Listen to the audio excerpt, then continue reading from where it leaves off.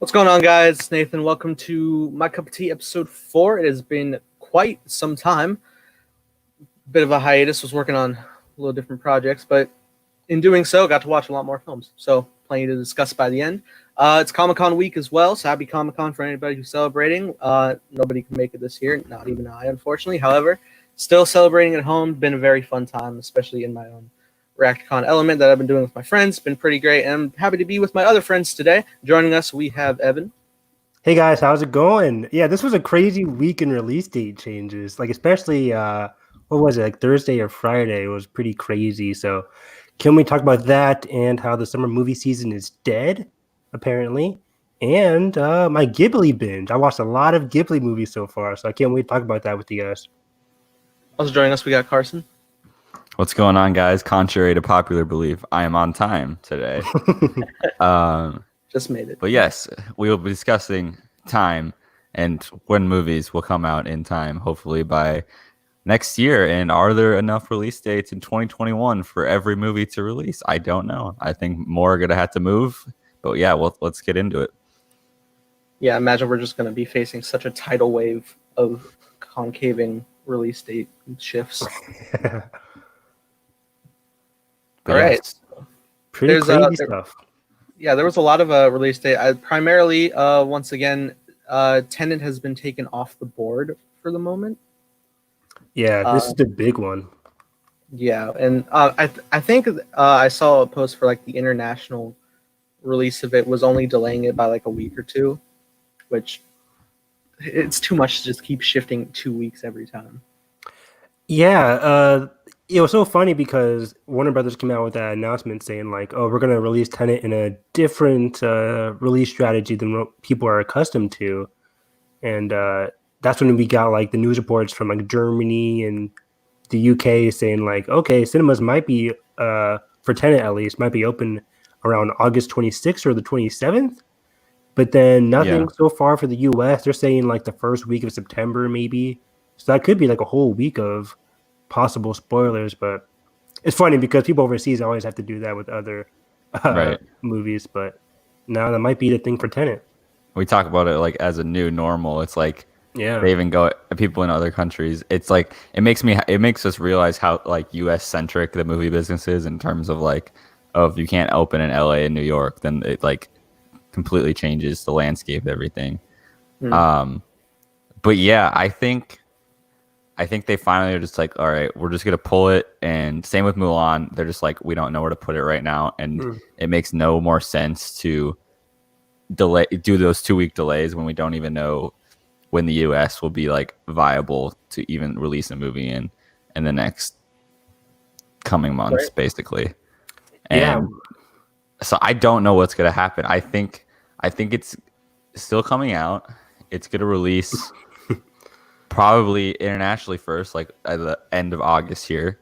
Yeah. But then I think we could see that gap between international release and US release even wider. I think it could be an instance where it may be a month between given the circumstances, because they have to open this movie at this point and for theaters in different countries. Exactly. I mean, right now, for the US at least, I think like Cinemark, AMC, I think they pushed their release or the reopening to the second half of August, like the August 20 something, I think, is where the new reopening strategy is. I mean, for me, there's like one movie theater I know that is right now currently playing movies. At least like it's like the classic strategy, like they're playing classic movies. Yep. But I think that's what they're going to do. They're going to start playing in movie theaters that are in cities that are allowing movie theaters to be open, which is saying sorry to like New York and LA. But I think most of like the middle America is going to have most of their movies open. Like I know some of my friends are saying like, oh yeah, I'm in whatever state and I'm watching like Raiders of the Lost Ark like 20 times already. So people are going to the movie. I think the release strategy just might be whatever city is open, that's where we have to go. Yeah. It's kind of, there's no more delaying, acting like we're going to be able to release it as wide as possible given any amount of time that's passed. It's pretty much like it. Like, I mean, I'm pretty sure the Warner Brothers CEO reiterated, it's like, yeah, Tenet's gonna be in theaters for a long time. Like, I think honestly, until Wonder Woman comes out. I which was just about to think, say that. Yeah, I don't think Wonder Woman. Actually, I don't even know if Wonder Woman's going to stay there, but wow. I think they're going to gauge Tenet's. Tenet is, whether it likes to or not, is becoming the test subject here. And it probably has been for some time, to see if Tenet doesn't draw crowds over an extended period of time. If we get to October and that Tenet has made no money and theaters are had to reclose or stuff like that, they're just gonna have to move Wonder Woman. And it's crazy. And now we can kind of transition to talking about like A Quiet Place. All the September kind of releases are starting to shift Big time, yeah. which is I'm happy that Krasinski is trying to preserve that it's still going to be in theaters in April. But it's crazy to think back because critics, it was about to open. Like we all had tickets. Like people have seen this movie already. People have seen this movie, and it's not going to. Audiences won't see it until April 2021, which is crazy. It's insane to me. Like, remember a couple months ago, we were like, "Oh, we have a horror-filled September," because at one point it was like Candyman. Then next week was A Quiet Place, and then it was going to be Conjuring. But two of those movies have switched already. So, like, A Quiet Place, like he said, is going to be April 2021, and Conjuring, I think, is like May or June or July of 2021 as well. So, the only one that's still sticking to September might be Candyman, unless that got changed. I think Candyman's the only released movie right now. But going back to Tenet, I think we should emphasize, like, I think Tenet's going to be the only movie doing this whole staggered release date strategy.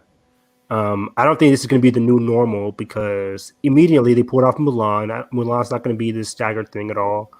A lot of the Disney 2020 movies have been pulled off the slate. So I think Warner Brothers right now is really sticking to Tenet going to be their test subject, but then they're just praying by like November it's going to be fixed because they have like Wonder Woman, or October actually, for Wonder Woman. And then they still haven't moved Dune at all either, which is pretty crazy. Dune has to move. Like I've just been thinking, where's about it going to go now? Week. I don't know where it's going to go. You have to bank on. I think 2021 dates are going to start moving. I mean, they have been. We saw Spider-Man move. We saw the other big one was Top Gun Maverick just jump ship from December to I think it has a better release July, right? July 2021. Yeah, it would be like the 4th of July weekend, which I think 4th of July is so funny because it's supposed to come out in July for I think like last year or this year. Like this movie this year. Yeah. I think it was also going to be like after 4th of July too, which I feel like this is a perfect 4th of July weekend. So crazy. So yeah, a lot of release date changes. 2020. What else moved?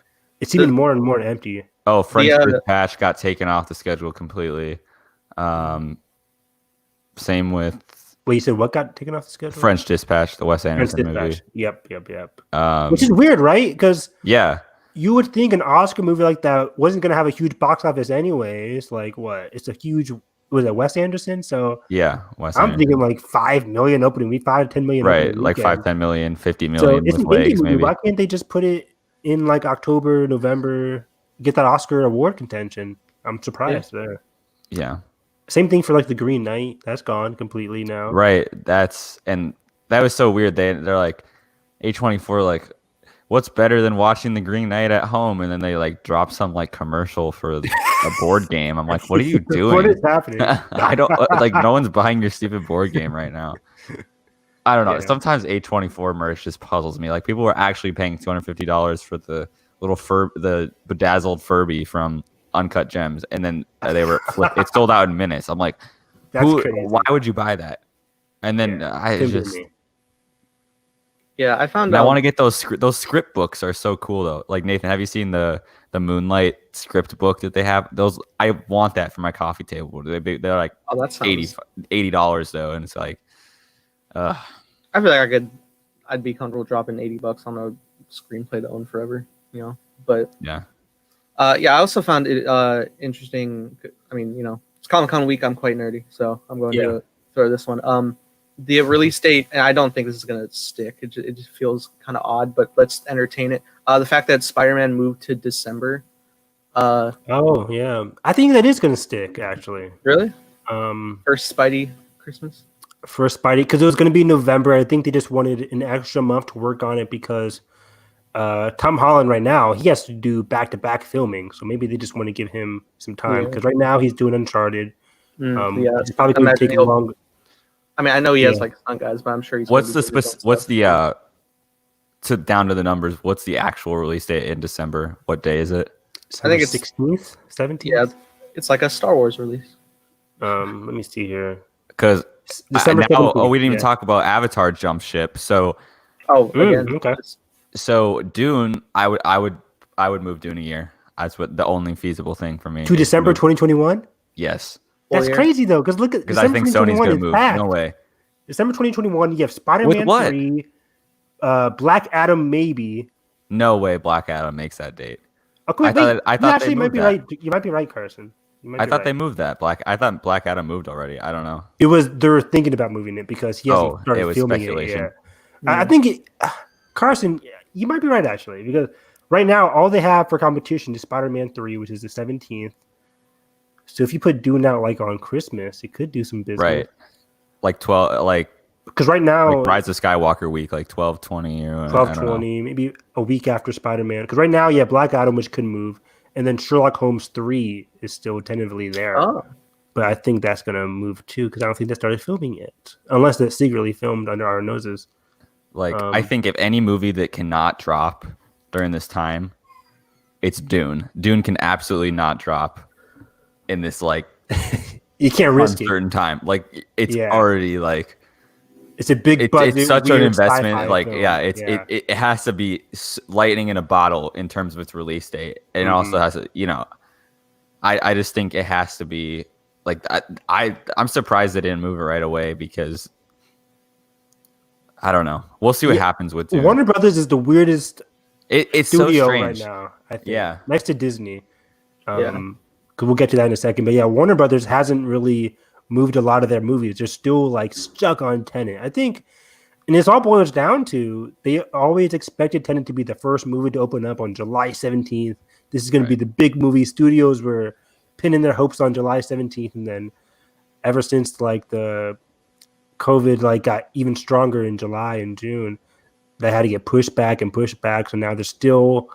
And I think even Christopher Nolan too really wants to open this movie out already. So, and he does not want this to be on demand. So, I'm super excited. But I also had like an interesting point in regards. There was a new release date set for Bill and Ted Face the Music, where they're not just going to be premiering like on September 1st. They're also going to be doing the paid VOD as well on the same day. Yeah, that's interesting. Which is like,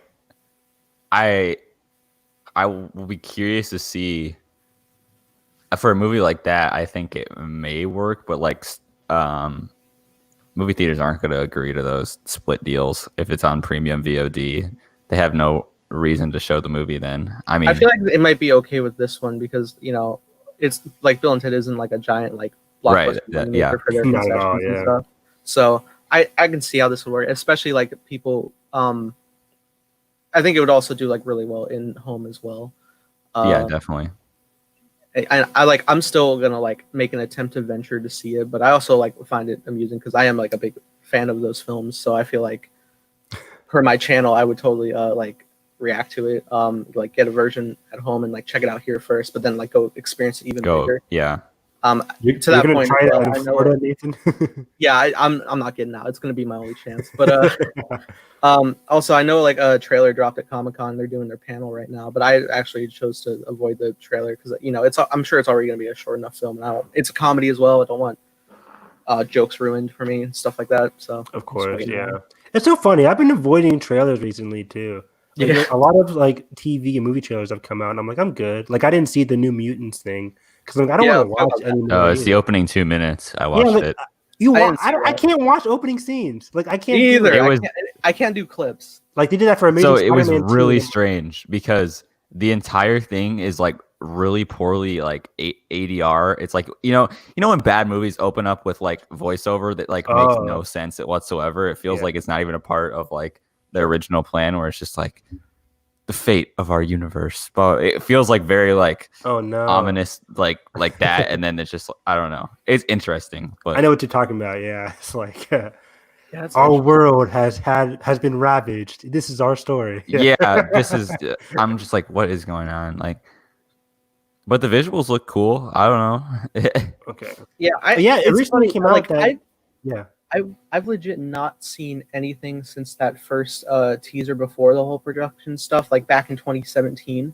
Same. I was just like, I'll just like wait around, like because Oh, you haven't even seen the trailer No, I haven't seen anything past like the original teaser. Yeah, concept trailer that first came out.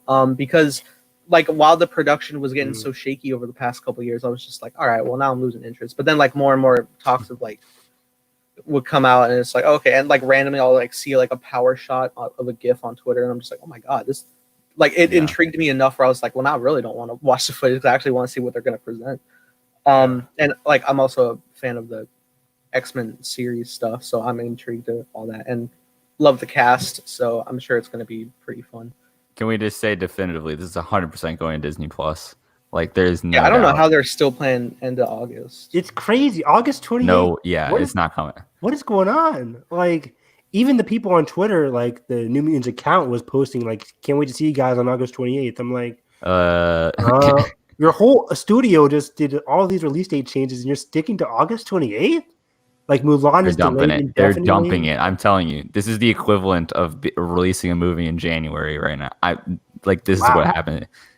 I will say, like, I don't think it's going to be as bad as those movies in January. No, I don't think it's going to be as bad as a January movie, but also I think it's being treated like a January movie. It's the last. It is the last Fox X-Men movie that like already had issues with it. Mm-hmm. They have no like, other than respecting the entire production and like the investment in it, like it's really not like it'll be. I don't know. Poor Josh Boone, just to see his. It's funny because, like, yeah, poor Josh Boone. But I hope. What if this is a well-received movie? Like, it doesn't have to be amazing. What if it's like a B movie, and I think it will. I think so too. I don't think it's going to be a bad movie because there's rumors that Fox really wanted to change up this movie. Remember? But then they didn't, right? We were talking. They didn't exactly. Yeah. Marvel didn't. When Marvel got it, Kevin Feige was like, he looked at it and was like, okay, I like it. Keep it as it is, and then we'll release it. So Josh Boone was happy. Kevin Feige was happy. I think it's going to be a decent movie. I can't wait to review it with you guys. Yeah, me too. Yeah. Fun. What if this movie's actually good, and what if it gets sequels? Josh Boone has said multiple times this was supposed to be a trilogy. I think they're going to tease. What movie was it where they teased Mr. Sinister? Was that the end of X-Men Apocalypse, I think. Yeah, It was the Essex Corpse briefcase picking up. Yeah, that was supposed to lead into New Mutants, I think. I think Josh Boone said like Mr. Sinister was going to be one of the main villains for the New Mutants going forward. Because right now the main villain in this one seems to be the Demon Bear, like straight from the comics. It's crazy. It's so funny with the shakiness of the X-Men timeline because like there's so much disconnect between the different tones. But what's hilarious is like I can still make such leap connections because like it's like that end credit scene you talk about is like the Mr. Sinister people were picking up the Wolverine DNA. And then the following year we get a plot element like that in Logan, which has no real connection whatsoever. No connection at all. it still is also a connection too, so it's weird. This whole series is like based off just you jumping from story to story, but it's still pretty amusing. I just am honestly, my excitement for it right now stems more from it actually just being released finally. Yeah. Like it's crazy. I was just like about to say like this movie is probably filmed in 2016. Yeah, like they've been like that's insane. Footage has been sitting for 4 months. I mean, they've been editing and whatnot, but 4 years. That's 4 years. I just beg if they did aged out of this. The cast aged out of the. I think one of the parts was they couldn't do reshoots because the cast like aged out of their. Yeah, I really hope there's no obvious looking reshoots if they did anything because like I don't need another fan force stick element like that. Oh no. 2 years later, it's like oh the wig no. But Arya filmed Macy Williams filmed like 3 seasons of Game of Thrones while this one finished filming. Oh my goodness! Like I think they did season 6, 7, and 8. like after New Mutants. What did Nathan say? Nathan crazy. said this in chat the other day. He's like 3 or 4 theatrically released Star Wars movies have come out. Oh since, yeah, Yeah, no, since like New for the Mutants, like that Last trailer Jedi, dropped- Solo. That trailer dropped like early October 2017. So we got Last Jedi, Solo, we got Rise of Skywalker, we got the whole season Mandalorian and Clone Wars, That's wild. and I Oh, think man. both seasons of Resistance in that time. Maybe Yeah, I think so too. Oh my gosh. been busy. Yeah. But also, is this going to Disney Plus? Like, because there was Well, the rumors, like the yeah, HBO deal, like Yeah, where it has to go. I forget what the exact deal is, but like it might go to HBO first and then go to Disney Plus. I have no idea what the rights are for these Fox movies. yeah. It's crazy. So also to point with the New Mutants, because they had their Comic-Con panel, and in regards to Comic-Con, I got something to say. Rant. I'm not gonna not gonna zoom and rant, but all right. So okay, I had like this horror. It's like the world's like biggest cock tease ever to a nerd, because What? all right, my friends, we had a media pass planned, and we were all set to go to Comic-Con and interview celebrities and stuff with the media pass element that we have.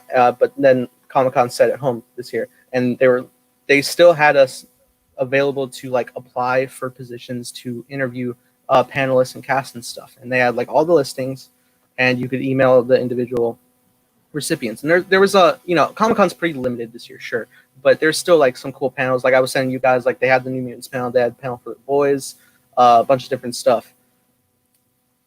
Majority of panels this year are actually like pre-recorded, so there's just like back to back where you just got denials because there's like nobody actually there to interview. So what was the point? Like we got teased so much. Wait, so they send an email out and they're like, actually, you can't interview anybody. Yeah, it was just like I don't know. I guess like they were trying to like figure out this setup that they clearly weren't prepared for. All they did was like get the pre-recorded stuff, but like whatever press elements didn't go through whatsoever. There was no like success on that. Everything was legit pre-recorded. It's just weird. Yeah. Yeah, that's insane. I realized that yesterday when I was watching the Lucasfilm publishing panel, like IGN's YouTube thing was like live, but then Star Wars just tweeted out the whole panel. I'm like, oh, so I could just skip to the end. It was really weird. Yeah, it was just like it sucks too because you're just like looking at this and I was like, oh, I could potentially interview like Charlize Theron or somebody. Yeah, Kevin Smith, everybody. Keanu Reeves maybe if you get lucky. No, none of it. It's lame. That's a bummer. But again, like all my actual physical stuff transferred next year. So next year, legitimately, I can meet cool people. But for now, it should be a big Comic-Con next year. Maybe like Marvel's going to be there, a lot of DC stuff. So, and that's another interesting thing too is like the potential like what's to come with DC fandom, and I think Marvel is waiting to see how that goes before they do something. Definitely. Yeah, they haven't confirmed it, but I'm pretty sure they are doing like their own thing, which isn't unheard of because like randomly on like a random Tuesday morning, it was like right after the premiere of the first Age of Ultron trailer. They rented out a theater and they got like this big fan event with press up front and like all the directors there too in the crowd, and they just announced their whole Phase 3 slate. I remember that. That was a great time. I remember I was in class when that was happening. I was like in the back of class watching a video. You can still watch it online. It's great. It's just like it was great. The whole crowd going nuts. And it's so funny because of just like how everything was laid out. Like Infinity War was labeled as part 1 and 2. Part 1 and part 2, yeah. The Inhumans was originally a movie. Which is insanity. There was no Spider-Man deal at the time yet. And crazy. They tricked the whole audience. They like kicked off like Captain America's Serpent Society, and at the end they're like, "No, actually, it's Civil War. Here's Chadwick Boseman." Good times. It's nuts. But yeah, it's fun times. But to that point with the industry and theaters themselves, I think Evan, you had brought up the release or the opening plans for theaters. Yeah, I mean, it was just like how. Like we were talking about earlier, how cinemas are really trying to pin their hopes on Tenet. That's really their main like opening strategy. Funny enough, Cinemark hasn't like stated anything concrete. Like AMC has, but not anything from Cinemark or Regal. So it's very interesting. I have no idea where their strategy lies. Yeah, honestly, I don't know what like. I was thinking about this today. Of like, realistically, I don't know if I'm gonna go back to the movies this year. Like, oh, don't say like it. that's so sad to say, but like, it's gotten to the point where like things are just everyone's jumping ship, and I don't know if Tenet's gonna happen. I mean, I think it's gonna be released in the U.S. eventually. I don't know. What Nathan's at AMC right now. Like if let's look at this though. If movie theaters don't reopen this year, like so is Black Widow not coming out this year in theaters? I don't see them. Yeah, I don't think they would ever. Just to that point, I don't think they would ever kick Black Widow to a streaming. I think that's what I'm about to say. Yeah. No. Yeah. But the thing is, the studios can afford not dropping a movie until later. Totally. The theaters can't. Theaters can't. But and that's how studios get their money. So yeah, it's just interesting. Like, I just don't know. Like, say we get to like October and movie theaters still aren't like fully open yet. Like, what? I don't know. Like, what that landscape will look like. Like, I think the realistic scenario for it is Tenet will be the only like, and maybe like some of those little. I can't remember what that Russell Crowe Unhinged movie or something coming out. Like stuff like that might drop and make like -2 cents. But and Greenland with my boy from 300. What's his name? Gerard Butler. Gerard Butler. Yeah, so I think those movies and Tenet will be like the only movies to come out for the rest of the year. That's my prediction now. That's a hot take, Carson. Because like I still. Wonder Woman and Black Widow, those are like the 2020 must release movies, I think. Yeah. Like, so I think if anything, like we were talking about earlier, is anything going to copy the Tenet strategy? I might backtrack that and say maybe Wonder Woman and Black Widow do that kind of Tenet release where, hey, wherever it's open, we got to open it because we can't delay. Because if Black Widow gets delayed, then Phase 4 in general gets delayed. And I think Wonder Woman is good to get delayed to November because they already had that like error tweet where it was supposed to come out November 25th, and it's actually October. So yeah, I don't know. I wish there was an easy answer. It's like I wish that we could just be like, okay, here's a bailout for theaters and no new movies until 2021. Everybody stay at home, or something like that. Like, but it's just like it's so complex. Like they have to make money. Like they do. I don't know. It's just it makes me sad talking about it every week because I just miss. I haven't been to a movie since Emma in March. Like that's insane to me. March, man. Yeah, I think Emma or The Way Back was my last one. I can't remember. It's been 5 months. I'm so sad. It's ridiculous. I thought but to that point though, it's already August basically. Like we think that all these release dates are far away. It's really not far away. Like we're a month away from seeing New Mutants. Like a little under a month. Yeah. Basically, 3 months from Wonder Woman. Like, is that October? Like, that's crazy. Yeah, October 2nd. Oh, sounds like weird. some of the big movies still for 2020 are New Mutants, which we're thinking probably is going to head to streaming or PVOD. Yeah. Oh wait, they moved the Halloween sequel, didn't they? Yeah, good call. That one's going to be October 15th. October 15th, 2021. No, they moved it a whole year. That's good. That's good. Coming out 2 weeks after the Batman. It seems pretty interesting. Yeah, you can't not release that in October. That's impossible. Yeah, it has to be. It's gonna make a killer. Oh, quick side note on. So I don't know. Now that I think about, I don't know if Dune could move to next December if they had the Batman on the heels of it. They probably don't want what. Because Batman's November or October? Batman's October. Oh, okay. Never mind. October. That'd be a powerhouse. Imagine Batman in October and then Dune in December. Like that's sick. Crazy lineup. To that point, if it comes out in October, I really hope they do the long Halloween. That just would be perfect. the storyline for Batman. That's what it seems to be doing, like Long Halloween, Yeah. but not Long Halloween. Kind of like how Winter Soldier isn't Winter Soldier, but like the Sure, comic book. like it's a mix of stuff. It's a mix. Yeah, exactly. I can't wait. But yeah, right now for WB in 2021, they have the Batman on October 1st, Fantastic Beasts 3 on November 12th, and then Black Adam on the 22nd of December, which I think is going to be delayed because Dwayne Johnson has a heavy schedule. Oh, always. Always. Jungle Cruise somewhere. I was just thinking, so let's talk about next summer for a second. Okay. Can you pull up like I got it. July, August? Yeah. Because I mentioned at the beginning, I don't think there's anything left, and I'm trying to gauge because I know like Jurassic World is in production. Like they were like one of the only people that have like resumed. Oh yeah, we saw those bruises on her Right. face. Yeah, I forget her name. But Bryce Dallas Howard. Bryce Yeah. Dallas Howard. Right when I remembered. I'm trying to remember think like of I didn't hear what come you out. said. I just like remember you just said bruises, and I remember seeing her photo. I was like, oh wait, Yeah. what are we talking about? So yeah, not Bryce. Jurassic World. Where's that Maybe. release date at? Is that in July? No. Might be in July. I swear it's June. I don't know why I always.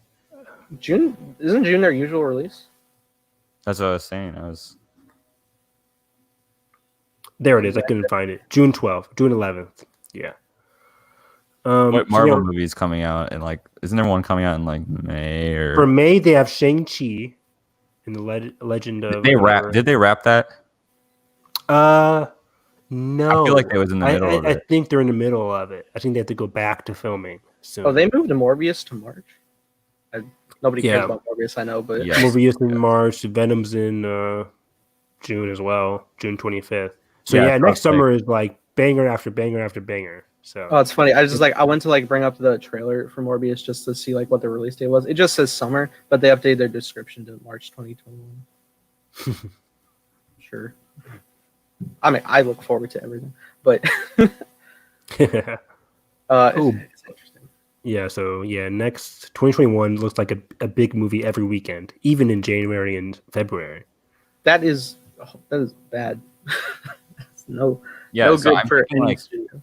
some Yeah. of these movies, like 2020. I think the next big shift thing that we could see are some of these 2021 movies unable to stick to their Yeah, tentative production schedules to make these dates. Oh, And then we may see that makes a lot of reaction sense. moves from the 2020 movies moving to those dates after some of these 2020 movies had to move off because they can't resume production. do you guys see with like how probably limited the box office is going to be moving forward, and however the foreseeable future goes? Do you see studios next production of films that they begin to make start having like much lower budgets?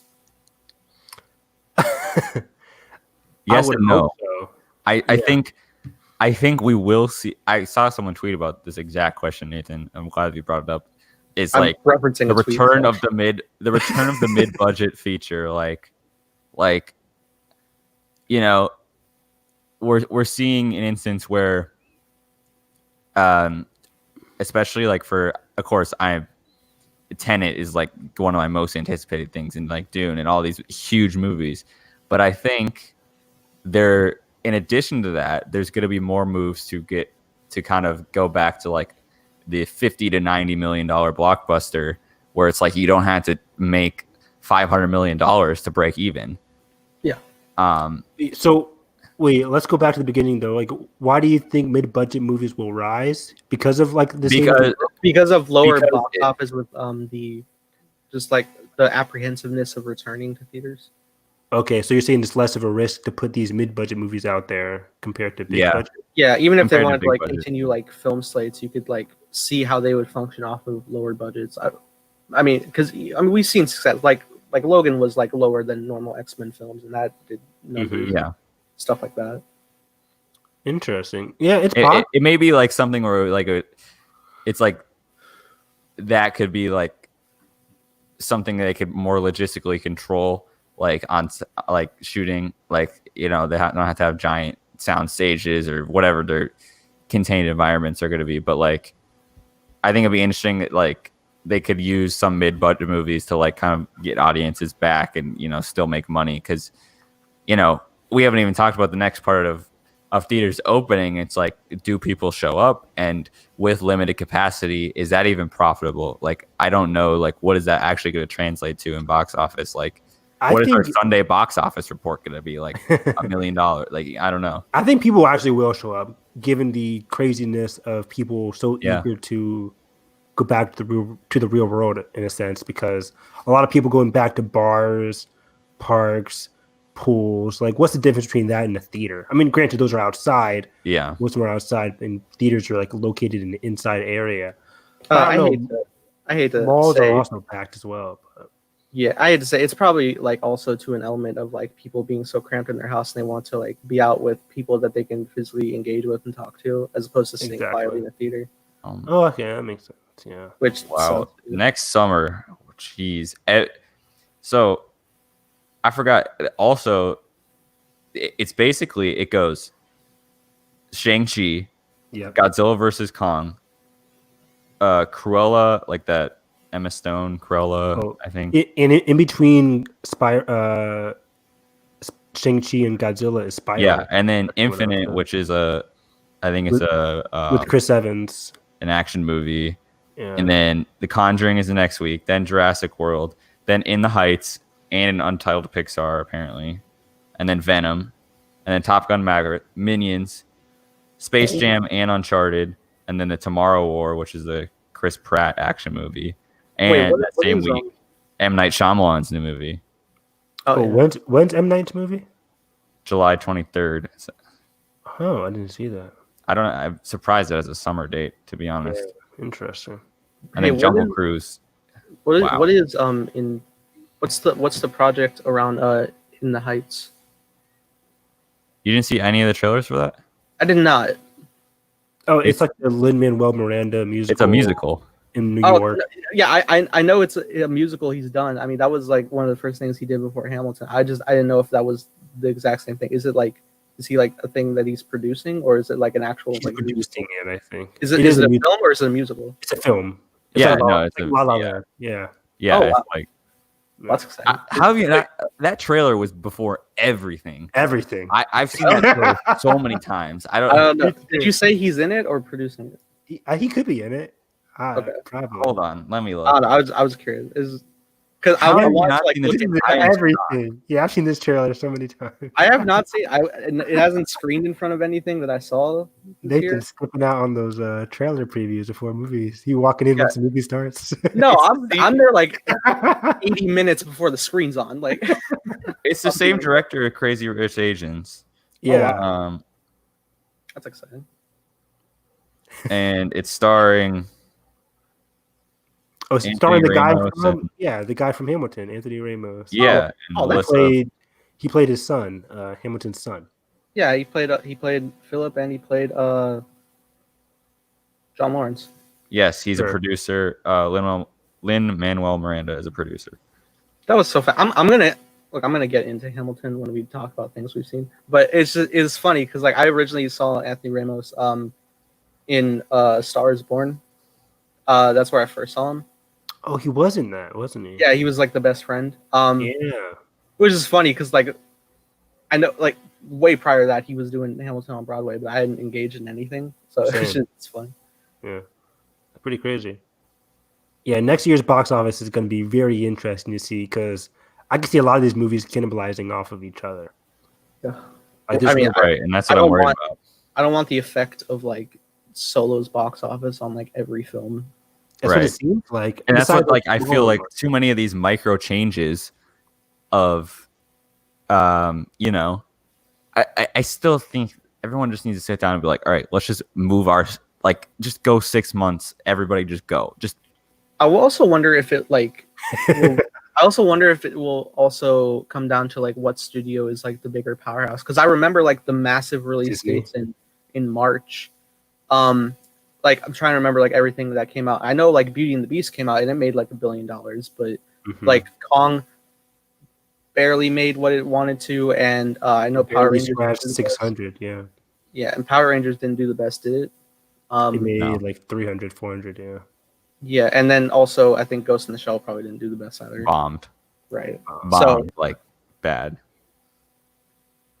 Yeah, but also like, I guess like it worked in like different demographics because also the first week Logan came out that week and then it was Beauty and the Beast, I think, or maybe a couple weeks after. So I think it was like a 2-3 week break before. It's crazy though. It's like what if every week is like that in 2021? Like, not that we'll be complaining, but like, not everyone goes to the movies as much as we do. And I feel like you can only bank so much on like alternative marketing of different films. Right. But yeah, I think right now for 2020, I can't see what's it called? I can't see any of these like big Disney movies moving. Like Pixar's Soul, where is that going to go to? Oh, well, now, yeah, I saw a rumor about that. Yeah, same. Oh yeah, but the rumor about that they were talking about scrapping the theatrical release. I would hate that. That would be horrible. That'd be terrible. And I mean, it's a bummer because like I know like really quick, like within a month, like Onward was already on Disney Plus, but at least it did get like some theatrical. All right, we didn't. I was trying to talk faster so you didn't say that. All right, we love. I cried at the end. BS. All right, to my point. Onward is so good. It's wholesome as hell. Where the pun absolutely intended. Where is your soul? Where is you? The soul's with Jamie 5 minutes into that movie. You cannot tell me that at the end, nope. When he's looking through the wall that he can't get through, and he sees his brother get that one last moment with the dad, and he doesn't get that moment, that you weren't crying. That is so absurd. Absurd. Nope. I also have like personal life things that were like elemented to, so I also have a deeper connection. But like, all right, never mind. To the point. It at least did get a month of theatrical run. I would want at least something for Soul to have. Also, do you guys think like in general, theatrical runs will be shortened if things stay that stacked? 1,000%. I think that's one of the lingering effects of the virus. I think that's it hastened the tide of where we were going, because like even last year, a year before that, people are always like, oh, the theatrical window is going to keep on decreasing because of streaming. That's been an argument for years now. So I think this virus really increased that sentiment. So I think a lot of these releases are going to go to DVD or streaming very quickly, like maybe 60 days or less instead of 90 days or less. Yeah. Wow. Which sucks. Crazy to me. I'm going to the theater every chance I get. I know that. Yeah. Oh, yeah. I'm gonna triple feature the hell out of every day I go. I'm just supporting my theater with a mask. I remember Carson sent that TikTok of this dude like had a mask but he couldn't eat his popcorn, so he like put like two masks on it, just like it's genius. Yeah, I saw that. Honestly though, genius. Because would that work? Would that sufficiently better than no mask? Yeah, any alternative is gonna be horrible. So that honestly would be good. Like it's. Can you imagine like the 50 people in a theater with like split masks just to imagine. I just want I want to like, walk into the theater and just like be wearing a mask. Like they think it's one mask, and it's like, hey, how can I help you? And then, I can have one popcorn. Just freak them out. That'd be so creepy. What'd be great is if you can get like a printed design on it of like that looks like a mouth, and then but seam it perfectly, so then when you do talk, it's even more jarring. Can they please? Can studios please just get like the themed mask going? Like I don't know why that market hasn't been. Yeah. Like when they do open up theaters again, that totally needs to be a thing. Like I want a Spider-Man mask or whatever it is, but love that.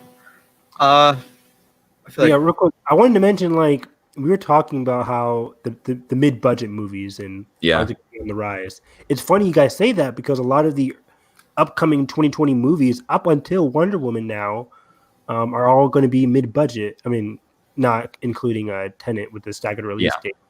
But because right now for the rest of 2020 we have Greenland, Antebellum is still coming out in August, New Mutants is still coming out in August, Bill and Ted, The King's Man is in September. That's about it until October, where we have Wonder Woman and Candyman and Death and the Nile. I keep So- forgetting about Kingsman coming out. That's kind of like a mid-budget, right? I don't think that cost over $100 million to make. Maybe it did. I'm not But sure. also, like, again, that's another instance where I stopped after the first teaser because, like, Kingsman is so stylized and perfect. I don't need more. Mhm. I don't need more to sell me. I would love more Kingsman movies, but yeah. Yeah, and it's funny because I think right now Disney has the most 2020 movies on its schedule still, with like Yeah. Minions.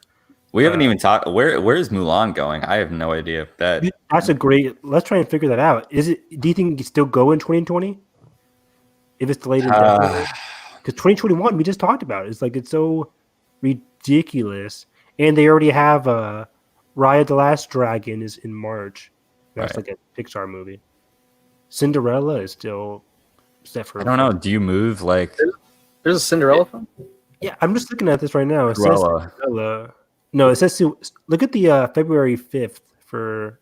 Oh, 2021. it might be like something else. I think Mulan could go to February 2021. Oh nope, Eternals comes out February 12th. Crap. I think a Marvel movie's gonna move. I could see them moving Black Widow again. Oh my God. And Can you? Maybe. I can actually. I think about they are 300 million deep into Mulan. They're Yeah. like, it takes some priority. They have to get this out. Like, but also that the best decision could just be holding it until whenever, because it may not see 2020. Because this is again the two movies that actually you don't want to see. Really, like if Mulan flops, like it's bad. Yeah, I don't think it was gonna flop too. I think it was gonna be a big success. Yeah, I do too. But they have to have it be a big success if it's even going to make money. Right now, I'm thinking they could do. Yeah. Oh no, I was saying like it feels so weird to like look back at like when we were at the theater, like seeing trailers for all these upcoming films, not knowing they were going to be so out of reach. Mulan and No Time to Die. We are so hyped for No, that. Man. yeah, No Time to Die. We forgot about Bond. Bond's still in November.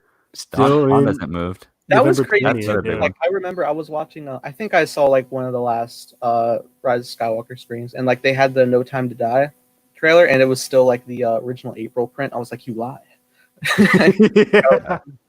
Liar. because it was all film print because it was Tross for December, but it's insanity. But yeah, I'm still bummed I think- never got the Tenet prologue, and I I think saw Mulan- so many IMAX. Oh, so screens. good. I saw Oh, yeah, I so saw many. that. That was a amazing. great prologue. Yeah.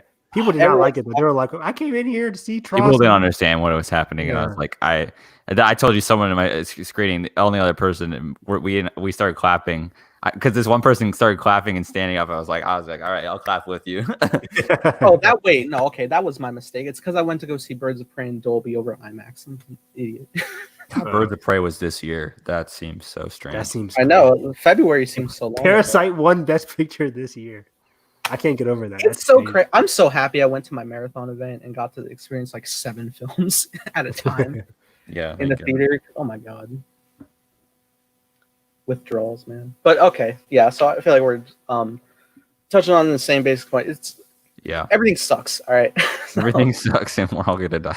everything sucks, and I'm dying. So I would just like to see. some Yeah, more I screenings. still have hope that these later, like these October, November, December movies are Yeah, I do hitting too. theaters. I still have hope for that. Yeah. But who knows? It could be back I here just in a don't month. know. and Every day I'm like, is a pre-vaccine theater model I profitable? think so. I don't could know. be Does it crazy. work? Call me I don't- crazy. Call me insane. I think it is. I just want the vaccine. Just want. And the- if it is profitable, does it require people to be stupid and go and not take all the precautions? You know what I mean? Yes, I think it does. But you say pre-vaccine, a vaccine's not coming until, if that's I the know. case, if we wait for a vaccine, then cut off 2021 then, because I think we won't get a vaccine until mid 2021, and that's like 50 movies right there. So I'm tired. it's crazy. So I think we're Perhaps- going to go to a pre-vaccine opening for theaters. Oh yeah, I mean, it's going to open. I'm just. Are people going to show up? Yeah. And then once the first, what if the 2 weeks in, first headline, theaters cause outbreak from lackadaisical God. mask enforcement. Like what? I can visualize that right now. Yeah. I can see that happening. Do you plan? I don't know. Do you blame it on the theater or the people, or both? I don't. Yeah, it's like where and then what do you do? Like I don't know. Like It's gonna be the same situation for schools this year, man. oh, Oh my gosh. That's a whole nother topic. But there's no plan. It's, Yeah. it's stupid that the board are like, Yeah. oh, it's too dangerous to meet up right now. But let's talk about releasing all the children into the pit. Into the pit. Basically. You're not all wrong. right. You're not wrong. Yeah. All right. Let's bring back some positivity. It's been a while since we've been on here, so I imagine a lot of us have been watching many things. Many things. Yeah. So I guess I'll go ahead and kick it off to you, Evan. What you been checking out? A lot. Last weekend was pretty damn good in terms of movies. I saw The Old Guard on Netflix. No, actually, I saw Greyhound. What was it called? Greyhound on Apple. Yeah. Because I had my mom come over and she has like the iPad. I was like, let's watch Greyhound because I have no Apple devices at home. I remember calling you out on Twitter because I was like, I thought you hated war movies. I love war movies. I don't know. I feel like every time we talked about something like Dunkirk or like another, that's the only war movie I really don't like. The only one. I'm a huge fan of like Lone Survivor. What's better, Greyhound or Dunkirk? Dunkirk. It's not even close. Really? But, I thought you liked Greyhound. Wait, now I crap on Dunkirk, but I give it like a C. I also give Greyhound like a C. But I think I would rather enjoy Dunkirk again than Greyhound. Greyhound's pretty forgettable. I treat it out like I had a fun time, but the more I think about it, it's like it's a fun but forgettable time. It's like one of those things where you watch once. It's a 90-minute breeze of a movie. Yeah. How's Tom Hanks? 90 minutes? I think so. It's like an hour and 30 hours. How Tom Hanks do? Great. He never phones in a performance. He's excellent. Everybody around him is just so bland. Like there's this weird. Okay, so this takes place in World War II, right? And he wrote it, right? He wrote it. Yeah. Yeah. I think. Okay. Yeah. Tom. Yeah, Tom. Good old Tom. Tommy. Yeah. So there's this weird gag, right? So it takes place in World War II.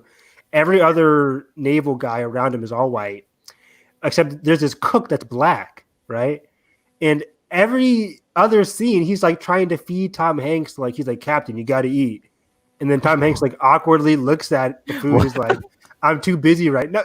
I can't make this shit up. I can't make it up. My mom and I were watching this. I'm like, can they not get a black naval guy? Like, it's so that's weird. Not unheard of. Like, come on. It's not unheard of, right, Nathan? So I'm like, the only black guy in this movie is a chef. Oh, there's two actually. There's two black chefs. I'm sorry. There's two black chefs. Specifically this chef. That's weird. And their only role was to be like, hey, Captain, you got to eat, or hey, Captain, there's something going down in the basement. I'm like, yo, this is I don't know about this Tom Hanks. What the? It's I don't even weird. think that's a time period thing. That's weird. Whenever it happened, my mom and I would look at each other like, yeah, this is a bit, I don't know. And I was watching Chris Stuckman's review just last night, actually, and he mentioned it too. Like, it's pretty comical how like the only black guy is like this chef who keeps trying to feed Tom Hanks. Tom Hanks is like, I can't do this right now. Somebody get my flippers, or somebody get my slippers. Like, it's really weird. I don't know. You have to watch it. I can't make this. I gotta watch Greyhound now. Dude, you will die laughing. I'm like, is your only role to feed Tom Hanks? Fuck off. I'll be honest. That sounds like our cat sometimes, because like like a lot of times like my groceries are depleted, and I'm just like doing fastings, and Evan's just like, dude, get some groceries. Yeah. Which I now have. Bread and cheese. Oh, that's good. That's good. Yeah. But yeah, it was a weird part of the movie. I'm like, the only black roles are these two black chefs, and he doesn't even eat their foods most of the time. Like besides like the first scene, he doesn't even eat it. Like the first scene before shit starts happening, he's like, "Oh, thank you for the breakfast." Everything after that is just I can't. I wonder what the script says for the character description. I'm so curious. It's bad. It's like looks earningly at Tom Hanks or something. I don't know. Must have been a good breakfast to last him for like how many days? I know, yeah. And then most of the acting is like okay. Besides him, like it's okay. Yeah. There's this one scene where he's talking to his wife before he leaves, and she's like, "Who is it? Elizabeth Shue?"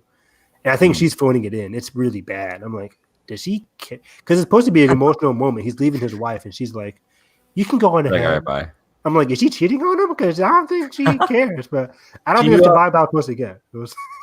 Do you think This movie was wild. Now I'm thinking about do you think it was better that it released on streaming than in? it. Yeah, it would have Yeah. bombed. Okay. I love Tom Hanks, but this would have been. I think Didn't what was that? Midway? Didn't Midway bomb? Oh, that You're was the a only movie, one wasn't that it? saw it. I never saw that movie. Okay, so secret in the middle of this dead stream. I think I saw like 4 movies that day. However, my A-list only allows me to do 3 movies. Oh, So wait, this is when you saw what the I did Goldfinch. was I reserved my seat for Midway, right? And right before the screening ended to lock, just to make sure my seat stayed secure. Cause I cracked down the. I'm such a sleuth.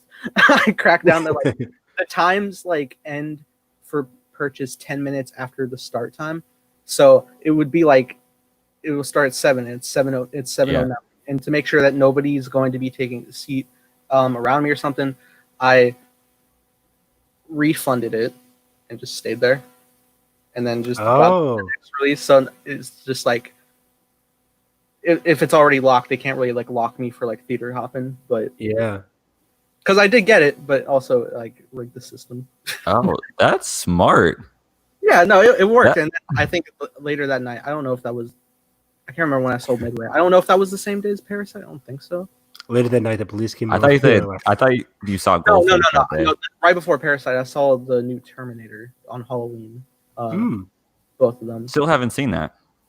That was a crazy day too. Halloween was crazy because like I went to go see Maleficent. Then I saw I think it was The Current War. Then I saw Terminator. And you saw The Current War in theaters. I know. That's I was just like, well, I'm wondering. I like Benedict Cumberbatch and Doesn't Tom Holland just have like a mustache in that movie? Yeah, it was Tom. Yeah, he does, and I was like, oh, he looks like in the 20s, but it's fine. And it was okay. Like it was one of my lowest rated of the year, but it was okay. I really enjoyed Maleficent personally because I think it's fun time. Yeah, okay.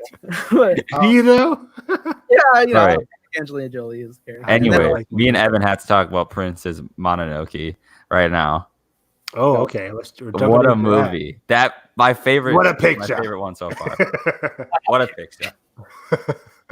I loved it. I thought it was epic. So good. I was funny enough. I'm like reading this comic and I'm listening to the Princess Mononoke soundtrack while I'm reading my comics. I'm like, dang, the soundtrack is beautiful. It slaps. Like it's tense. Absolutely. It's great. And what a main character too. Like I love him as a character. What was his name? I forget his name now. I know, I forget his name. Okay, but like his whole progression of like Ashitaka. It's crazy. And then, dude, at one part where he like catches the arrow and shoots that was it wild. back, it's like, I'm like, yo, that was sick. Like, there's some crazy action in this. The movie. animation is perfect in this movie, straight from the jump. Like you can tell. Yeah, and like all the nature, like and like the boars and the what's the other like it's like the boars and the wolves and the wolves and then like that whole just like the stampede scenes, like those are so cool. Yeah, it was pretty dang great. I keep saying it, like epic movie, like from beginning to end. It was tense. It had time to breathe in the middle. Or the first time, not the first time you see her with the wolves, but when she's like scaling the walls to go into the city. Oh yeah, that was one of the first scenes you get with her. I was like, oh my god, when she's by herself and she's on top of that building. I'm like, and the wolf just flings her up, and I'm like, oh my god, she was ready to mess with her, be an assassin. So I haven't seen it, but this sounds like probably the personal favorite Ghibli film of Dave Filoni. Ghibli. Oh yeah, probably.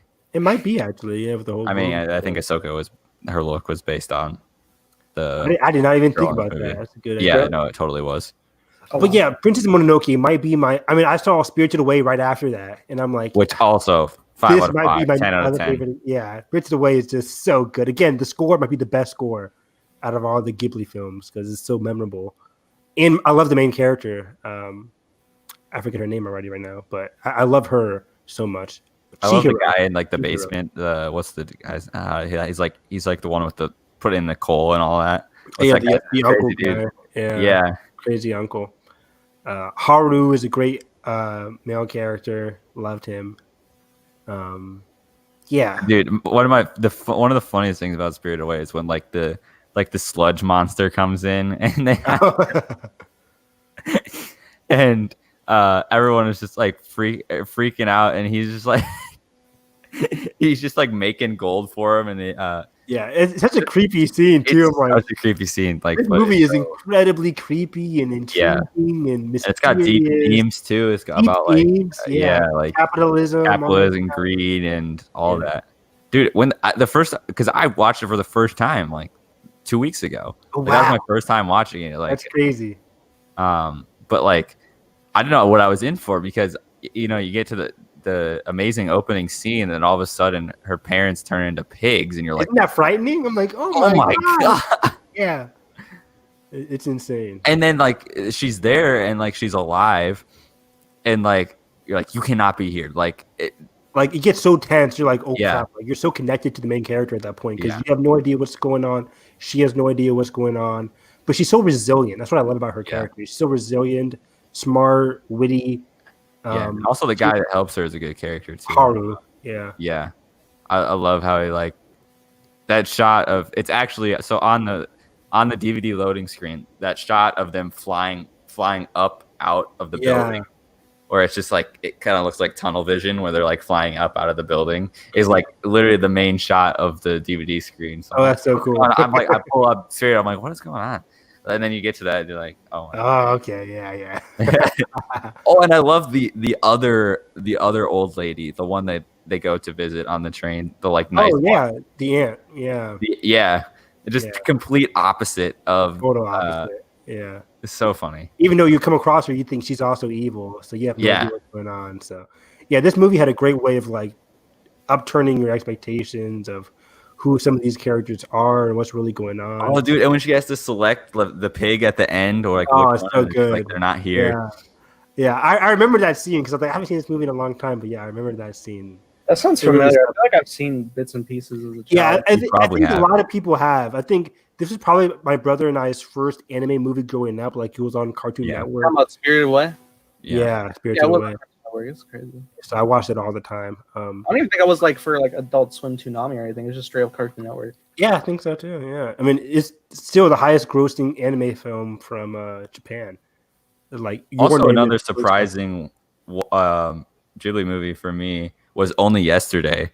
That movie surprised me a lot. Like, that movie. did. Yeah, I was like, wow, I had not expected it. I It is liked one of the it. most like conversational. Underrated. Yeah, it's very. They're just kind of sitting conversational. but like, wow, Her what a movie. reminiscing about her past. I Yeah, completely adored the ending. The ending is yeah. perfect. The I'm ending's like, so oh. good. Like, I'm just me and my brother just watching. We're like, she has to go And- back, right? Okay, Oh, so so did you see this thing? Like, it keeps rolling through the credits, so I'm like, Yeah. I don't know what's going on. Like, Yeah. like, are they going back? It was funny because a lot of the Ghibli movies, like, they have the credits, but a lot of important stuff happens after Right. the credits for a lot After of the- these Ghibli yeah, in the films. credits. So yeah, we kept playing it. Like on HBO Max, like it says, like, do you want to move on to the next? Do you one? want to I'm move on to the next? no, year? No, no. I want to stick with this. Like, yeah, the credits are very That's so important much. to a lot of these Ghibli movies. It happened with Todoroki or my neighbor Todoroki. My Neighbor Totoro. Totoro, yeah, I don't know. Totoro. This is my hero. You going? I am. So I'm finally about to. I have a bunch more checked out from the library that I'm gonna check out. I'm finally gonna watch Howl's Moving Castle for the first time. I might watch that I need to tonight. watch Actually, that's the next one. Yeah, I'm I've going through heard release great date. things about that. Have you seen Whisper of the Heart? No, that's the other one I have. Dude, I have that right now. Too. That might be my other favorite. Like, Really? it's hard. It's hard. I was talking to my friend Tyler about this. I'm like, Whisper of the Heart really stuck with me. I don't know what was And that's also Mizaki, right? totally. No, Okay. actually, it's Ghibli, but somebody else. It's the other guy? directed it. Did he do? No. Was it the Grave of Fireflies guy? No. It's somebody else. I'm forgetting the name. I gotta look it up now because unfortunately he died after filming this movie, and he was going to be the new protege for Miyazaki. But So unfortunately, is he this died. his only movie? That's his only movie. It's so sad. Oh wow. Oh He yeah, died like at age 30. It's like Yoshifumi Kondo. yeah, exactly. Yeah, Probably it was butchering Yoshifumi that. Kondo. He died in 1998, and in Wow, Whisper of the Heart he came started. out. He did visual effects work on Princess Mononoke, Grave of Fireflies, and Only Yesterday. Mhm. And then he went on to do Whisper. Wow. So I completely adored Whisper of the Heart. It has, like, ironically enough, it has so much heart in it. It's probably the most romantic one too. Maybe that's why I like it a lot. Like, Interesting. it is. I think I just really connected with this main character. I think her name is like Shizuku. I really connected with her. She's very much like me. She loves to read. She's very intuitive. Yeah. She's very That's awesome. curious. I don't know. These like, movies are Nathan. You got to get on this binge. These with are us perfect because movies. These movies are. There's not even a bad one. Like I watched the worst one that I've watched so far is The Cat Returns. That I movie watched that is, last night. Yeah, I don't know. It's just like I liked it. I think the worst one. it gets way better by the time it goes on. Totally. Yeah, I think the worst one I had was not the worst. I say worst one. It's also a really good movie, but Pompoko. Have you seen that one yet? Yes, bears that one's or the also one of my raccoons? lower ones. But I love how crazy that movie It's is. The whole crazy. sequence where Yeah. like the whole sequence where they had to like transform into the stuff and try to like convince the city that it's like Yeah. this whole visual thing, and then it smash cut to them waking up the next day and they're like, oh yeah, this was our theme park. I was dying. That's a really funny moment. Yeah, I love the whole like you were talking about the beginning sequence where there's just like trying to transform into these human characters and they all It reminded messing me up. of, like if Over the Hedge was a better movie. That's what it. That's the best analogy I can give for this movie. Because it's very environmentalist. Yeah. To a strong degree. Like a lot of the Ghibli films are very environmentalist, but this one really is so. But yeah, I just didn't really connect with any of the main characters in this one compared to it's the not other as ones. not as good as leads as compared to.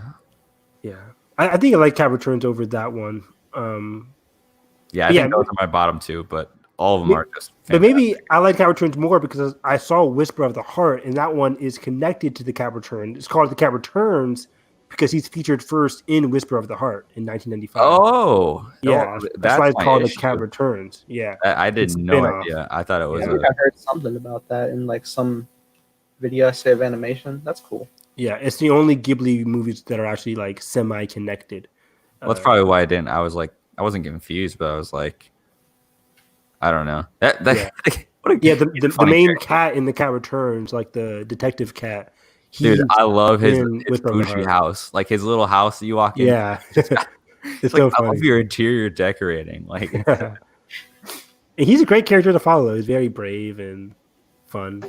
Yeah, but yeah, Cat Returns was good. Yeah, Whisper of the Heart. This might be my favorite next to Spirited Away. It's so hard. Spirited Away, Whisper of the Heart, and Princess Mononoke are like top 3 easily. Yeah. But then I also love Kiki's Delivery Service. Have you seen that one too? Either because it was so good. Got to check it out. Good. It's probably the most relatable one. I keep saying that. A lot of these films. I've seen Patrick Williams' video on it, and I haven't seen it because I love that video. It's so good. Yeah, Kiki's Delivery. Oh, and the first Ghibli film, Castle in the Sky. Castle in the Sky is excellent. That movie is. It's crazy to say that that's his first movie because it's so good. Talk about a soundtrack. That movie's soundtrack goes. It slaps. Yeah, it's so good. That whole part. Yeah. Whole theme of the. Oh my god. Oh man. Okay, I will let Nathan talk. Sorry, we could go on about this for hours.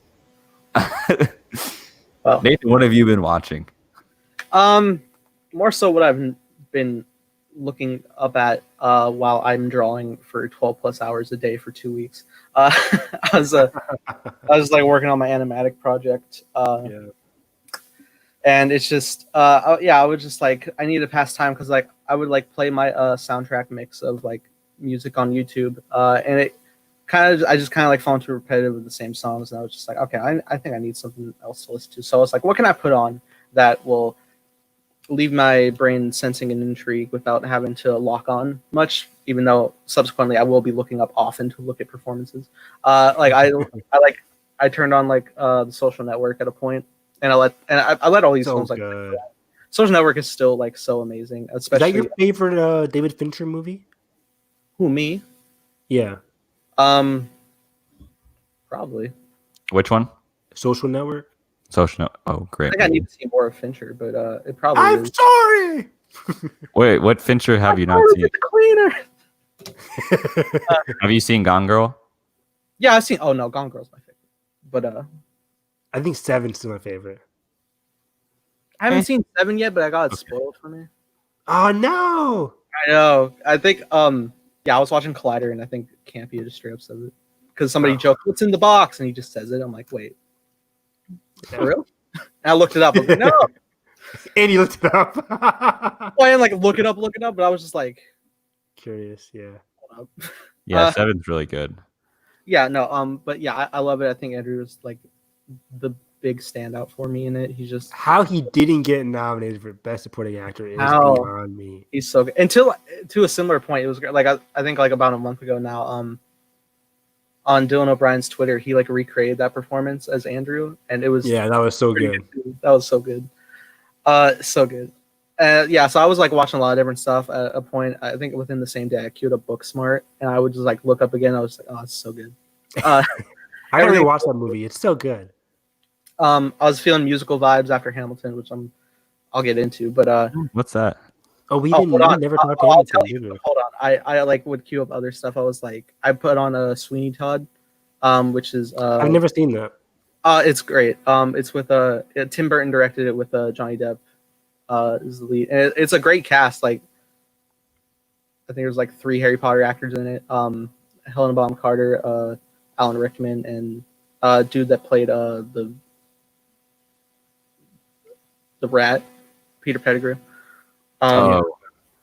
Yeah, they're all in it too. And along with other esteemed British actor performances. They're all like singing, and it's great. It's such fun. It's so stylistic too. It's like the perfect look of gothic horror. Like you know, it's like the gothic London with like the cobblestone pathways and everything. It's beautifully done, and like the performances are great. Specifically, the song that duets Alan Rickman and Johnny Depp is the best. It's so good. I also watched The Greatest Showman, which I didn't like look up too much at, but I was just like I vibe the songs a lot. So that, yeah, that was fun. Zac Efron, I think, was still pretty good. I don't know why I'm talking like I'm apprehensive. I do like The Greatest Showman. Yeah, I've still never seen that movie. It's pretty good too. I haven't seen either. It's good for like feel good. It's weird because that movie, like I talked to like my non-film friends about that movie, and like They love it. it is like their favorite thing ever. Like I Yeah. had so many like non-film be like, "Oh my god, you haven't seen The Greatest Showman? How can you call yourself a film major?" I'm like, is it really that good? Is it? No, it's not that good. It's like it's way under 50% on Rotten Tomatoes, but but for audiences, they were just like, oh, it's so happy and feel good good. music and stuff. It's like I'm like La La Land. Here's my. It's right there. Yeah. No. I also queued up La La Land at a point too, and I was just like, I don't know why I'm doing this to myself, but let's go. And I let it play, and I'm like still drawing, and I'm like, yeah, all right, jazz. I love jazz. Everything not together. Yeah. I mean, most of that, like 2/3 of that movie is very happy, but just like the ending is just heartbreaking. Oh my god! As soon as the tour happened, it's just like, oh, this isn't jazz. I'll always love you. No. Oof. It hurts. It hurts so much. It's still like so like painful to like see like the end of the performance, and there's only like maybe like 20 people max in the audience, spread out. Yeah. Horrible. But yeah, no, it's such a fantastic film. Again, I didn't know why I did that to myself. I just kept playing. At a point, I turned on Robert Downey Jr.'s Sherlock Holmes, which also has a great soundtrack of just like the old time. The first one or the second one? Isn't that getting a sequel or a third movie? Yeah, we just talked about it. We just talked about it. It's coming on the. Welcome to the podcast, Carson. But yeah, it's the one that was scheduled for next December that might get delayed or whatever. Okay. Yeah, I'm so excited for that. Yeah, no, I watched I turned on all of the first one, and then after I started the second one, but then I guess I pretty much like finished my day out, so I didn't finish that. I like them both. I like the first one more, sure, but Me too. Isn't Rachel McAdams in that first one? yeah, Rachel McAdams is she's in both. Okay. And I think Naomi Scott, is it? No, Naomi someone or no, Newly Rapace. Yeah. Is the second one. So that's cool. Like there's a lot of people. And I'm super excited for the third one. too. But yes, primarily what I've actually sat down in completion to watch was Hamilton on Disney Plus when it came out. Have we all seen that? No. No, I've been begging Carson forever. Carson doesn't seen it. Seen what? No, Hamilton. and we're gonna No, I convince haven't him seen right now. Hamilton. Wow. You like Hamilton too, Evan? Yeah, I loved it. Hey, don't say it like it's only. It's a worldwide phenomenon. Literally, I know. Everyone is telling me to watch it. I'm going to. I'm surprised. I don't Kelly know would put a why. gun to your I don't know head why I and haven't watch watched it yet. Like, I'm not like. I guess I just don't know. I have all these expectations of what it's gonna be now. That's fair. It's a freaking musical. I know, but like everyone's just like, I feel like I don't know. It's like when you go and it's like when you read all the reviews before a movie and like and then you're gonna be like disappointed in some. You won't way. be disappointed Because I just You don't want to won't be be. disappointed over It's it. That's why I'm not impossible. watching Okay, it. It's impossible to get I disappointed. feel that way a lot. And like all of like the span of Hamilton's existence, I knew it was out there, and I knew I eventually wanted to listen to it, but I never ended up doing it. My sister always listened to it a bunch, and she like tried. And I've heard all this. I've heard the songs too. Like, Oh, you have? yes, Okay. because I had a friend that used to like play them in the car, and I'm like, I didn't understand the songs, but they were fun songs. Like I was like, all right, Okay. It's catchy. Okay. So here's a great thing to this. Yeah, the music is incredible, and like I was watching like whole video essays on like how they like do repetitive themes of like motifs of like how you're supposed to feel in the specific. It is a brilliance of a writing of the whole theatrics, but it was interesting because like my first ever viewing ever was the Disney Plus special, which is a recorded live performance, but it's not the performances you get from the actual soundtrack. It's like they're live performances, so they're always different. So you'll get like similar songs, but they'll have like different inflections or like different pace of performance. Oh, so like the audio do they do it like the audio is like kind of like you're at that distance or whatever, or like is it very much like no, because they all have like their mics set up on their faces. Okay, that's what I was wondering because I saw like a headline that was like Hamilton. It was like kind of intended to be like a viewing from the front row or whatever that. Yeah, I would say so. And I imagine what they do is like they take all of the recordings of what their mic pieces and they mix it all around properly. But there's also they have the dynamics of like flowing cameras that move around. And more so like that you would get from actually being in the front row themselves. Like you really see like the performances and the faces, and it like really brings it out. It's so special to see, and their whole set is great. They have like this one set the entire time. However, the middle of the set is like it rotates. It rotates around, so you can like have somebody like actually like walking in place while it's moving. Oh, that's sweet. There's so many dynamics. Like somebody could be like having like a gun duel, and like they're frozen, but like. And like the lighting shifts, but like they're just like slowly like drifting and stuff. It's so good. I love Hamilton so much. It's a great play. Musical is everything. Yeah, it's so. And what's great too is like by the end of it all, it's not only so great, but like you can go listen to the soundtrack. And I did this like every time while I was like drawing, I would just like turn on like the different soundtrack points on the official soundtrack, and it's like okay, cool. But if I'm like listening to it again, I can move over to the Disney Plus Hamilton, and it just feels even fresher to get those different inflections and stuff. Perspectives, I never knew the soundtrack had different inflections than the actual, like the movie. Yeah, different paces and like performance, and it's so great. And also, like the whole cast crushes it. Fantastic! I am so excited to watch Daveed Diggs in this.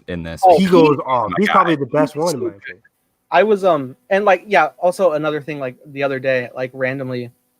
I knew I needed to see Blind Spotting. Voodoo was like, "Hey, just for funsies, here's a $3 credit," and I was like, "Okay, cool." And then I went on Voodoo, and it was on sale for like $5, and I was like, "Blind Spotting for $2, let's go." I figured he's so good. He's so good. All the music it's so interesting because you're in a theater aspect, but it's not your traditional theater music because it's the hip hop, R&B, rap. You know what? I'm gonna watch it tonight. I have a free night after this, so. Oh hell yeah! You have to. I'll see if Kelly wants to watch it with me. Hopefully, I can convince her because she doesn't like musicals that much. But I would have thought like she would have like wanted to do that. That's what I thought too. But I think like no, it's funny too because like I was like I've been like looking at like so many like interviews and stuff of like previous. It's funny because back like I think 10 years ago, Lin-Manuel was at a poetry slam at the White House, and he did the opening Alexander Hamilton song in its early stages, which was pretty much exactly the same as it is today. And like everybody's just kind of like laughing and like, you know, it's amusing. But like nowadays when like he performs it, it gets like the most uproar of cheers ever. Yeah. Because it really does pay off that much and that well. The whole cast kills it. And okay, I have a question. So when it ends, because you know, like endings for stage plays are such a big thing where they come back out and they like bow and do all that. Yeah. Does it just cut to credits after? No, they do the bow thing. Okay, I was just wondering, like, you get that moment with the audience of like the applause of just like. Is there an actual audience? Yeah, there's an audience throughout. It's a live performance. Oh, it's not just no audience. It's actual. Broadway. They're not in like a vacuum. I thought it was a closed off production. No, it is live. It's a live audience, so you hear clapping after every set. Oh, well, that makes it so much more. Maybe that's why I was like, why I didn't know it had that. Yeah, they're not performing to like nobody. I thought if something funny happens, you're gonna hear people laugh, man. Like people are laughing, clapping, and it's not an overabundance either because there's a lot of like powerful, like people are respectful too. I mean, you're out paying for an expensive Broadway, but exactly. Yeah, like it's not like you hear somebody coughing mid sentence, like. but yeah, no, they won't have that. But after every performance, you get like that impactful. Oh my god, and it's well deserved. Honestly, seriously, like multiple times in this, I cried. Not just of stuff that happened, but like I see the power of like somebody belting out their vocals so hard at this powerful song, and you see like there's tears in their eyes. And you're just like, oh my god, it's like. Their performances are just seen like the meme, like the Jonathan Groff memes of like him like spitting everywhere or something. Yeah, I was looking at that too. I was like, at first I was like, wow, he's really into this performance, but I guess he actually has an existing condition. So. Oh, really? Yeah, I think so. Me rewatching Mindhunter just to see. Well, I don't know. Is he intensely yelling? Well, okay. Also, he's live. David Fincher would not like that. And he's live and singing, so he has to just keep going. Yeah. So another take, yeah. I wonder if they recorded like several nights of it, like during its production. I think what they said was they did like 2 or 3 performances that like meld. They did different things of like recordings and like wow. with all their camera movements and stuff, but still with live audiences. Yeah. So everything's mixed together so well. And there's also like the very last song. There's at the end, no spoilers because it's a thing that it's not on the soundtrack. It's history. Yeah, no, it's history, but this element that sets for the ending, it's not on the soundtrack, so you would never experience this until you've seen it live, and it really hits like real hard because just like for your interpretation stuff, it's great. I'm ready to. I think you'll really like it, Carlton. It's impossible. Right. I haven't heard somebody come out of this movie saying, "Oh, I hate it." Watch me. I'll come out of it and be like, "Oh, 5 stars." I'm ranking it on my letterbox. It's a movie. I don't care what y'all say. I put it on my letterbox. I'm like, what? Yeah. I literally did that. I'm not tired of it. Like I've not only heard the soundtrack so much, playing the Disney Plus stream. I've probably like 7-8 times now. Wow. And it's insane because I keep forgetting that it's 2 hours and 40 minutes because it feels so less than that. I can't watch it. Really, 2 hours and 4. Oh, I guess it. Yeah, it would be the.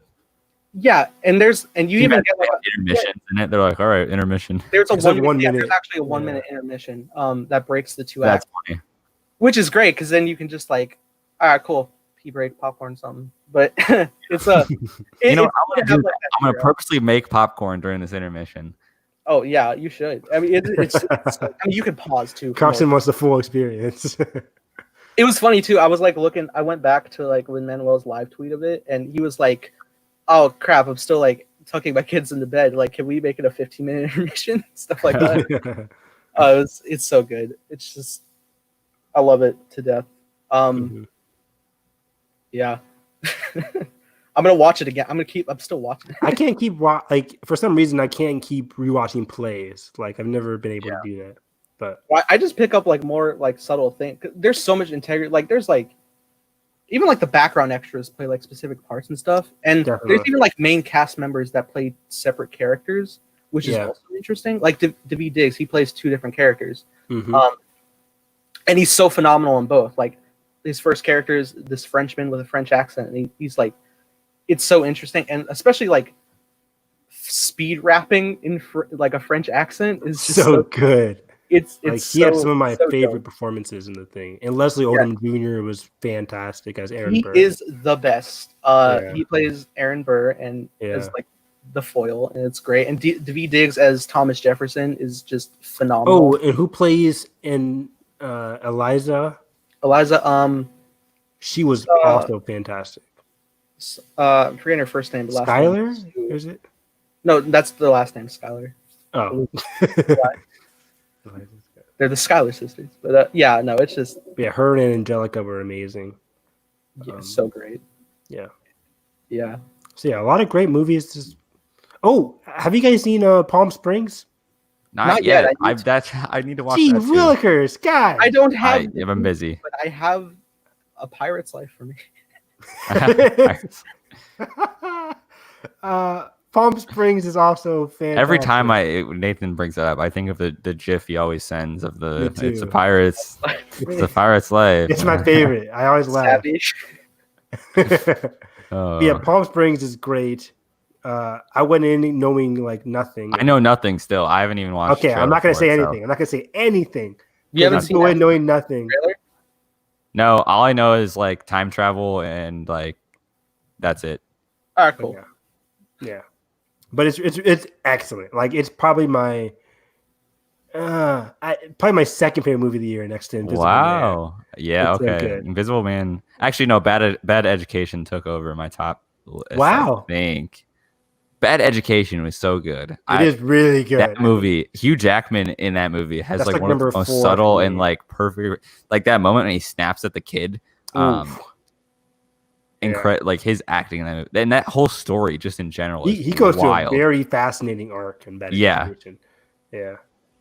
But yeah, Palm Springs is it's hilarious. Andy Samberg and Christine Maloney. I forget her name. Sounds right. Sounds about right. But the main actress, is also fantastic. She's probably my favorite part of the movie. But they have great chemistry together. It's constantly funny, constantly like twists and turns, and it's great. It's great. I would love it. And it's also like 90 minutes, just like Greyhound, but it's better than Greyhound. Way better. Better than Greyhound. And on the other end of the spectrum, 2 hours and 40 minutes of Hamilton. I know. You can watch two Palm Springs. I'll just put it on 1.5 speed. No, I'm just kidding. No, it really does fly like a 90-minute film. It does, yeah. It's that investful. Like every song, everything, so entertaining. There's not one thing. Like I'll listen to more songs than others, but there's not really a song I would ever skip. Like everything is. Me neither. Not at all. Also before we leave, the Old Guard on Netflix. Have you guys seen that one yet? I have not seen it. It's also very good. It's probably people keep calling it. Oh, this is the best Netflix action movie. I don't think it's the best action in a Netflix film. But Triple as a Frontier movie, was good. I like that movie. It's okay. The cast is great. What are you talking about? The cast is great. I got Oscar Isaac. You got Ben Affleck. Yes, you do. Yes, you do. That movie's great. I don't know. The cast is great. The movie around him is meh. But I mean, it's not the best story, but exactly. Dude, you cannot tell me when they killed off. I won't say who because I don't think Nathan's seen this movie. Nathan, have you seen this movie? No. It's a pirate's life. I wouldn't say when they kill off that, and you just cut to him, and he's just dead. And I know you're talking about. Yeah. Which movie is this? Triple Frontier. Oh no way! I saw Triple Frontier. Okay. I don't know. Yeah. When they killed Ben Affleck. Yeah. I thought we were talking about new films. No, Triple Frontier. I said, how would you compare it? Like Triple Frontier? No, yeah, I said in our review of The Five Bloods, I felt like The Five Bloods was like even better, kicked up to 11. Yeah, of like that kind of atmosphere. Why are we comparing Triple Frontier? Oh, I see, because people go into a jungle. A group of military bros that go to get some. Yeah, they go in the jungle for monetary value, and then they lose. They leave with nothing. Yeah, but Like, you Yeah, know, I'd say like the Extraction still has the best action sequences compared to the Still Old haven't seen Guard. that either. But I think Old Guard as a whole is one of the best like Netflix action movies. It's a really good movie all around. I love the lore.